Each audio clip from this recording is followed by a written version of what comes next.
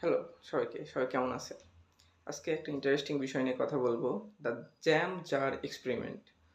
The jam jar এক্সপেরিমেন্টে একদা এক সময় একজন আচার ব্যবসায়ী ফুটপাতে আচার নিয়ে ব্যবসা করেন। তো উনি ৬ প্রকারের আচার নিয়ে ব্যবসা করেন। অর্থাৎ তিনি ৬ টাইপের আচার বিক্রয় করেন। তো তিনি দেখেন যে তার যে কাস্টমারগুলো আচার কিনতে আসেন, তাদের মধ্যে on an average ৩০% customer purchase করে।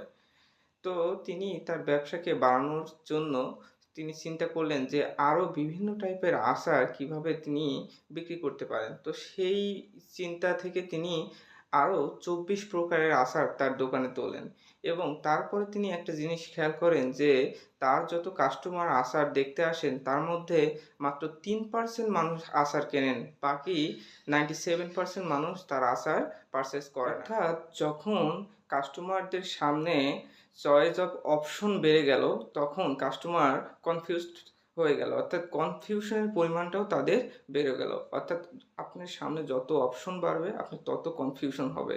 এই কারণে তার সেলের পরিমাণও কমে গেল। অর্থাৎ আপনি যত লিমিটেড অপশন রাখবেন, ভালো প্রোডাক্ট রাখবেন, আপনার সেলসও তত বেশি হবে। ধন্যবাদ।